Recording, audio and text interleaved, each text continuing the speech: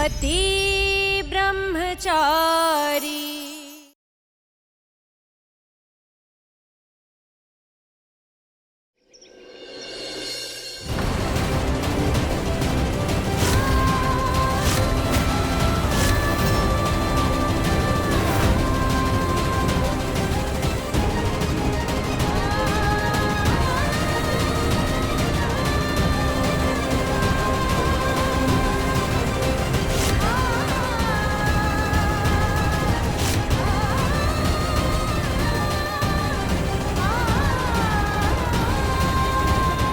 ईशा कावेरी की फोटो लिए आ रही है। अगर सूरज ने तस्वीर देख ली तो वो समझ जाएगा कि जिस औरत को सूरज ने किडनैप करके रखा हुआ है वो ईशा की मां ही है।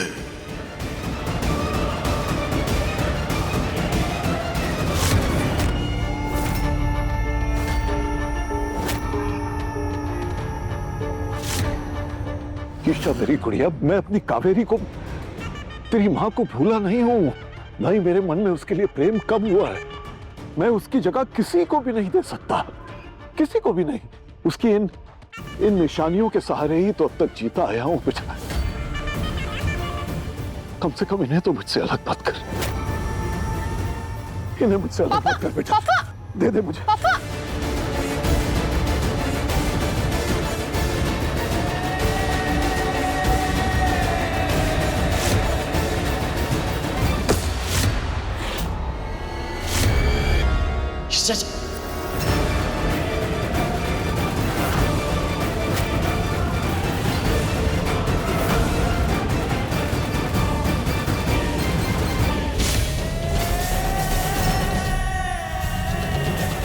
तू चाहे कितना भी लड़ झगड़ ले मुझसे ईशा, ये तस्वीर मैं तुझे नहीं दूंगा, कभी नहीं दूंगा। मैं अपनी माँ की निशानियों को यहाँ नहीं छोड़ूंगी, ये मेरे साथ चलेगी।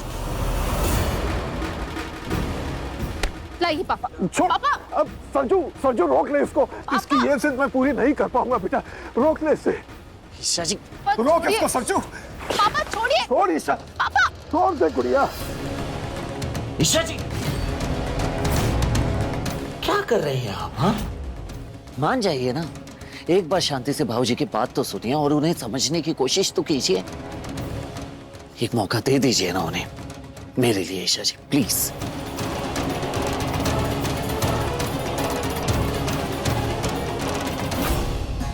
ईशा, मैं मानता हूं कि मैं एक अच्छा बाप नहीं बन पाया। हमेशा तुम सब पर हुक्म चलाया, कठोर बना रहा,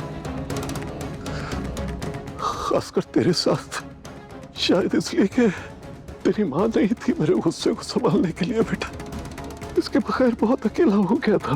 वो होती तो मेरे अंदर प्रेम भरती। इस घर की लक्ष्मी थी वो। उसके बिना तुम सबको पालने में गलतियां हुई होंगी मुझसे। उसके बिना अधूरा रह गया था मैं, उसके बिना जिंदगी जीना भूल गया था मैं गुड़िया। लेकिन इतने सालों बाद कोई ऐसा मिला है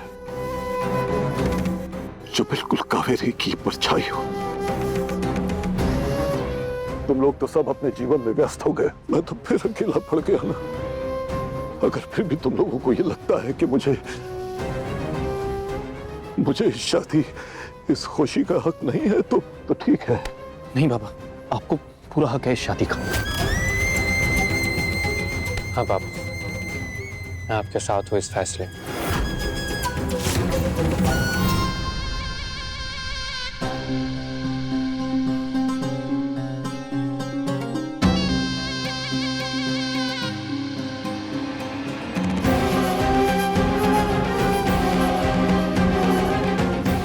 तुम पापा का साथ क्यों दे रहे हो सूरज? मुझे आपकी खुशी से एतराज नहीं है पापा, लेकिन मुझ में इतनी हिम्मत है ही नहीं कि मैं अपनी माँ का दर्जा किसी और को दे पाऊं। इसलिए मैं इस शादी में शामिल नहीं हो पाऊंगी। सबको लगता है कि माँ अब नहीं रही, पर मुझे पता है कि माँ जिंदा है मेरे दिल में। आपने भले ही आज मुझे ये तस्वीर नहीं दी, लेकिन मुझे मेरी माँ का वो मुस्कुराता हुआ चेहरा याद है। और मुझे यकीन है कि एक दिन मैं उन्हें आप सबके सामने जरूर लाऊं, क्योंकि मां मरी नहीं है।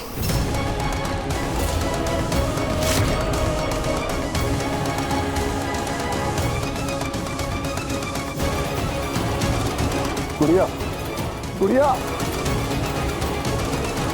सच तू जानता है मेरी दुनिया, मेरी खुशी मेरी गुड़िया है। इसकी रजामंदी के बिना ये शादी नहीं हो सकती बेटा।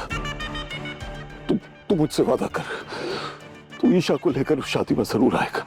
वादा कर मुझसे।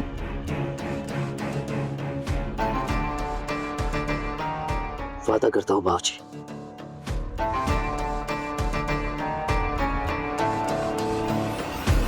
शीतल,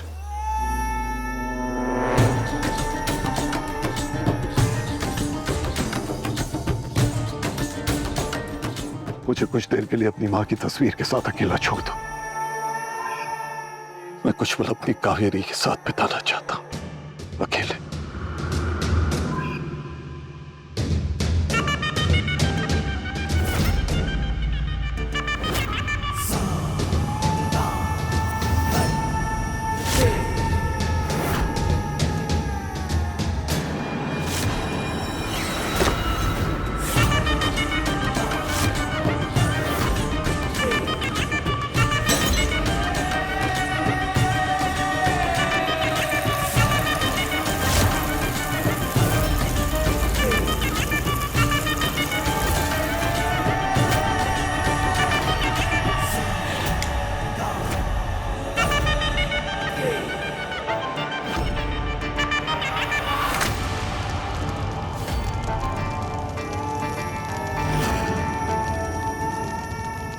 कावेरी, मेरी जिंदगी में तेरी जगह लेने के लिए वो औरत आ रही है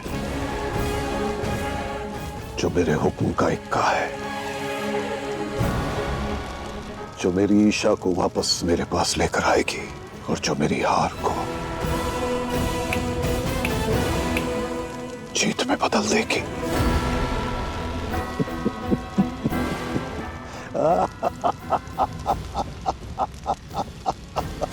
ईशा जी चलिए ना, बाइक से चलते हैं। मैं खुद आई थी, मैं खुद चली जाऊंगी। ईशा जी, मैं अच्छी तरह से जानता हूं कि बाबूजी के फैसले से आपको ठेस पहुंची है। बस एक बार आप बाबूजी के नजरिए से सोचिए। आप अगर बाबूजी के नजरिए से सोचेंगे तो बाबूजी आपको बिल्कुल भी गलत नजर नहीं आएंगे। दरअसल सच्चाई यही है कि इतने सालों से उन्होंने सिर्फ इंतजार ही किया है, लेकिन आपकी माँ वापस लौट कर नहीं आई। इसका मतलब यही है कि शायद वो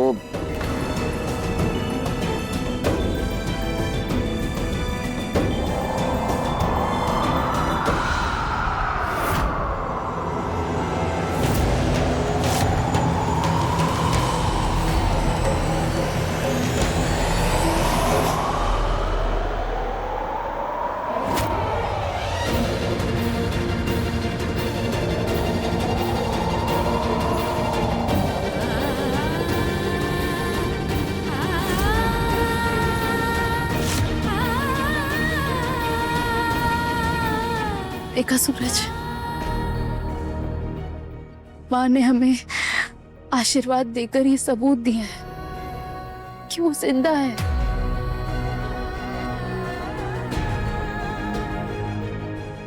लेकिन तुम ये बात कैसे समझोगे? तुम्हें तुम्हारे बाबूजी की बात पर मुझसे ज्यादा भरोसा है ना?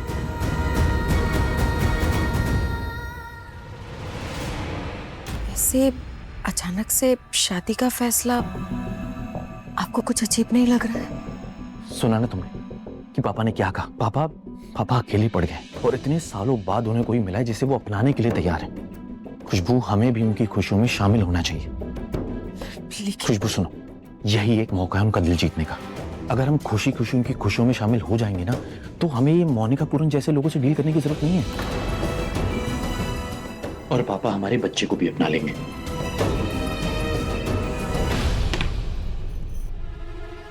काव्या, अगर तुम मेरे साथ चलो तो हम पापा के लिए एक अच्छा सा गिफ्ट ले आते हैं। आरव जी, मुझे चुनना नहीं आता। अक्सर धोखा खा जाती हूँ और गलत को सही समझने की भूल कर बैठती हूँ। एनीवेज आप चले जाइए, मुझे बहुत काम है।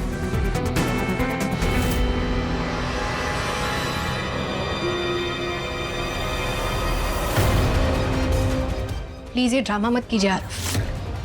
वैसे भी आपके पंडित जी के बताए हुए समय के हिसाब से 1 महीने में बस अभी कुछ ही दिन बचे हैं। उसके बाद तो मैं वैसे भी नहीं काव्या, अगर मौत तुम्हारे पास आएगी ना तो मौत के सामने मैं खड़ा हो जाऊंगा, लेकिन तुम्हें कुछ नहीं होने दूंगा।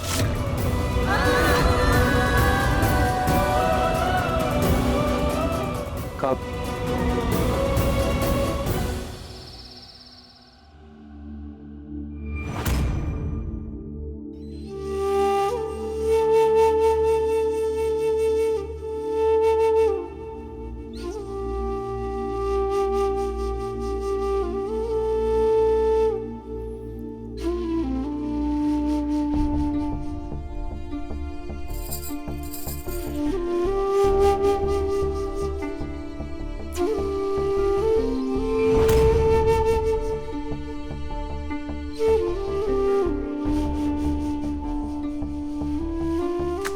ईशा जी, ये आपने अभी तक खाना नहीं खाया। चलिए खाइए। भूख नहीं है। भूख नहीं है? अरे ऐसे कैसे भूख नहीं है आपको? देखिए मैं नखरे झेलने वाले पति में से बिल्कुल भी नहीं हूं, ठीक है? समझ गई आप? चलिए खाना खाइए। मैंने कहा ना, मुझे बिल्कुल भी भूख नहीं है, और मुझे भूख लगेगी तब मैं खा लूंगी। तुम्हें मेरी फिक्र करने की कोई जरूरत नहीं, समझे? सच्ची सबको लगता है बाबूजी ने जो शादी करने का फैसला लिया है वो गलत नहीं है, सिवाय आपके। सच्ची आप भी मान जाइए ना और बाबूजी की खुशियों में शामिल हो जाइए। और कल अगर माँ लौटकर वापस आई तो उन्हें जो तकलीफ पहुंचेगी उसका क्या? सूरज, तुम पापा को बाबूजी कहते हो ना, पिता का दर्जा देते हो, लेकिन वो मेरे असली पिता है। उनका असली चेहरा मैंने देखा है। वो कोई भी फैसला कोई इमोशन में आकर नहीं लेते। उनके हर फैसले के पीछे कोई ना कोई मकसद, कोई ना कोई फायदा, कोई ना कोई चाल जरूर छुपी होती है। लेकिन इस बार शायद ऐसा नहीं है ईशा जी। उन्होंने भी तो सालों इंतजार किया है आपकी माँ का कि किसी न किसी दिन वो वापस लौट कर आएंगी, पर ऐसा नहीं हुआ ईशा जी। नहीं सूरज, इस शादी के पीछे भी उनका कोई ना कोई स्वार्थ है। बिना स्वार्थ के वो अपने बच्चों को भी प्यार नहीं करते। बिना स्वार्थ के बाबूजी ने मेरे सर पर हाथ रखा था। बिना स्वार्थ के उन्होंने मुझे अपने बेटे जैसा प्यार दिया, और उन्होंने तब मेरा साथ दिया, सहारा बने, जब कोई भी मेरे साथ खड़ा नहीं था ईशा जी। सूरज, मुझे इस बारे में कोई भी बात नहीं करनी है। मैं बस इतना जानती हूँ कि मेरी माँ जिंदा है। मैंने उन्हें देखा है। मैं महसूस कर सकती हूँ कि वो यहीं कहीं मेरे आसपास है। ईशा जी, मैं भी कभी कभी महसूस करता हूँ कि मेरी माँ मुझसे और काव्या से दूर नहीं गई है, यहीं कहीं आसपास है। ईशा जी, ये हमारा प्यार है उनके लिए। अपने दिमाग को ठंडा कीजिए और सोचिए ईशा जी, प्लीज। सूरज, तुम बाबूजी की बात को पत्थर की लकीर मानते हो ना, पर मैं ऐसा नहीं सोच सकती। तुम मुझे मेरी सोच के साथ अकेला छोड़ दो प्लीज। तो ठीक है, मैं एक बेटी पर इस बात का बिल्कुल भी प्रेशर नहीं डालूंगा कि वो अपनी पिता की शादी में शामिल हो, लेकिन मेरी पत्नी को मेरे साथ कल शादी में चलना होगा।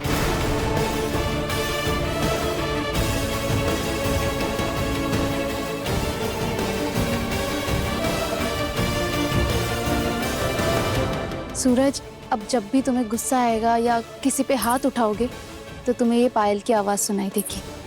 समझना ये मेरी आवाज है जो तुम्हें रोक रही है। आपकी पायल की छन छन अगर मेरा गुस्सा ठंडा कर सकती है, प्लीज आप भी इसे सुनिए और अपने गुस्से को शांत कीजिए। चलिए चलिए खाइए प्लीज, चलिए।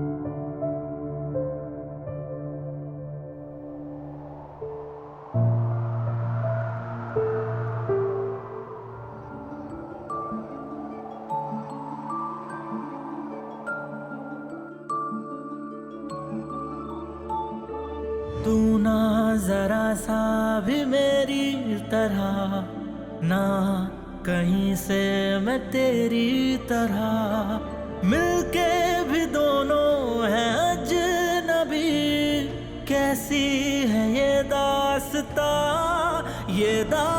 रास्ता, तू कहाँ मैं कहाँ, तू कहाँ मैं कहाँ, तू कहाँ मैं कहाँ, तू कहाँ मैं कहाँ, तू कहाँ मैं कहाँ।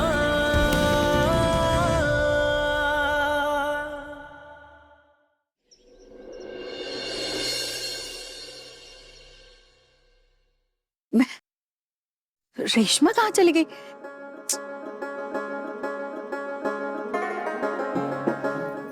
सब ये देखो फूल। राजेंद्र जी इधर आइए, इन फूलों को वहां पर रखवाइए और उधर लाइट थोड़ी सी कम है वो बढ़वाइए। चलिए भाभी, जूस। काव्या तुम कितना काम करोगी, बैठो चलो आराम करो। लो अरे भाभी आप भी तो कब से लगी पड़ी है ना। ये लीजिए पहले जूस पीजिए प्लीज। बाकी सारे काम मैं करवा दूंगी, आप टेंशन मत लीजिए, बैठिए।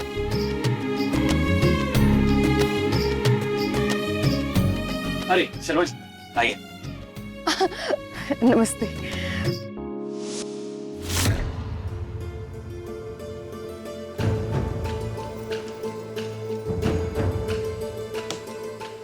ये लीजिए आपके कपड़े, तैयार हो जाए। इसकी कोई जरूरत नहीं, मैं उस पार्टी में नहीं जाना चाहता जहाँ मेरी बीवी मुझसे नाराज हो। ठीक है, आपके पापा की शादी है, सवाल आपसे पूछे जाएंगे, मुझसे नहीं। आपको पहनना है पहनिए, आपको आना है आइए, नहीं आना है मत आइए, मुझे कोई फर्क नहीं पड़ता है। कहाँ पे आप? आखिर कब तक मुझसे यूं नाराज रहोगी? देखो ना, मैंने हमारे हनीमून के tickets, one of the best hotel सब बुक कर रखा है। क्या तुम मुझे और हमारे रिश्ते को एक चांस दोगी प्लीज? कैसे मान लूं मैं कि आप इस बार सच में इस रिश्ते को निभाना चाहते हैं? क्या पता आप फिर से दिखावा कर रहे हो। अगर मुझे मारना ही है तो इतना खर्च करके कहीं और जाने की क्या जरूरत है, यहीं ले लो ना मेरी जान। काव्या प्लीज ऐसा मत बोलो, मैं सच्चे दिल से तुम्हें खुशियां देना चाहता हूँ और अपनी लाइफ की हर एक मोमेंट तुम्हारे साथ जीना चाहता हूँ, जो मैंने अपनी बेवकूफियों की वजह से खो दिया। खोया तो मैंने भी यार, जो कभी वापस नहीं आ सकता। क्या काव्या? भरोसा। पैसों से ना आप खुशियां खरीद सकते हैं और ना मैं सुंदर जगहों के बदले आप पर कभी भरोसा कर पाऊंगी। क्या जीत सकते हैं आप मेरा भरोसा फिर से कभी? नहीं ना। मैं नहीं जानता तुम्हारा भरोसा दोबारा जीत पाऊंगा या नहीं, लेकिन मैं कोशिश करता रहूंगा काव्या, और तुम्हें ये यकीन दिलाऊंगा कि अब मैं बदल चुका हूं।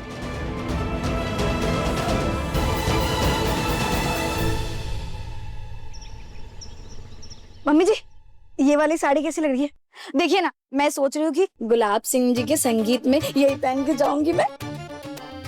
टांकी मुझे बड़ा शौक चढ़ रहा है वहां जाने का। नहीं मम्मी जी, वो क्या है ना, काव्या की बहुत दिन से याद आ रही है, कितने दिन हो गए देखे हुए। मैंने सोचा कि संगीत में भी चली जाऊंगी, उससे भी मिल लूंगी, एक पल दो काज हो जाएंगे। देवर जी, अब गुलाब हवेली से दो दो रिश्तेदारियां हैं। अब मौका भी ऐसा है कि जाए तो बुराई, ना जाओ तो बुराई। मैं क्या सोच रही थी कि सबका जाना ठीक नहीं रहेगा, आप अकेले हो आइए ना। लोक लाज के चक्कर में मम्मी जी ने तेरा पत्ता ही कट कर दिया मोनिका। कितने प्लान बनाए थे खुशबू जी को मनाने के, मम्मी जी के चक्कर में लाखों का नुकसान हो जाएगा। लेकिन मैं जाऊंगी संगीत के फंक्शन में। भगवान ने मेरी सुनी, अच्छा हुआ छुई मुई जी जाने को तैयार हो गई। उनके पीछे पीछे मैं भी गुलाब हवेली पहुंच जाऊंगी। मैं पापा के संगीत के फंक्शन में शामिल होंगी, क्योंकि आज पहली बार मेरे पति ब्रह्मचारी ने मुझे हक से अपने साथ चलने के लिए कहा है। इसलिए मैं शादी के हर फंक्शन में शामिल होंगी। मैं अपने पति की बात सुनूंगी, लेकिन मेरी एक शर्त है। क्या शर्त है आपकी ईशा जी? यही कि शादी से पहले मैं दुल्हन से मिलूंगी।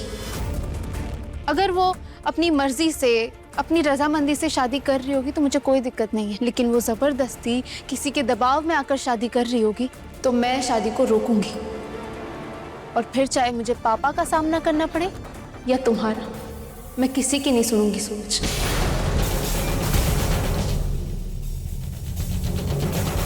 ईशा जी, बाबूजी ने आपको सब कुछ साफ साफ बता तो दिया है कि वो ये शादी क्यों और कैसे कर रहे हैं, फिर भी आप उन पर शक कर रही हैं। जो पिता अपनी बेटी की शादी जबरदस्ती करवा सकता है, क्या वो एक लड़की से जबरदस्ती शादी नहीं कर सकता?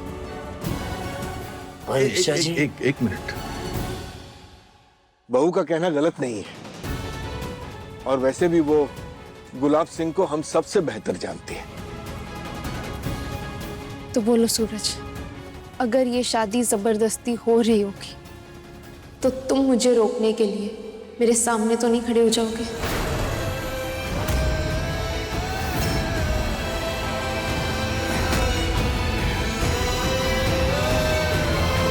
नहीं ईशा जी, बल्कि मैं आपके साथ खड़ा हो जाऊंगा, क्योंकि मैं खुद नहीं चाहूंगा कि किसी लड़की की जिंदगी बर्बाद हो।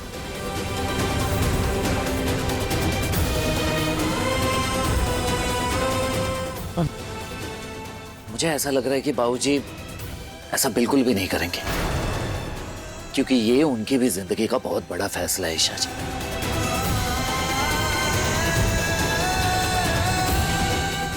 ईशा जी, आप हमेशा डरती हैं कि मैं गुस्से में कोई गलत कदम ना उठा लूं, लेकिन पहली बार आपका गुस्सा देखकर मैं डरा हुआ हूं कि कहीं आपसे कोई गलती ना हो जाए।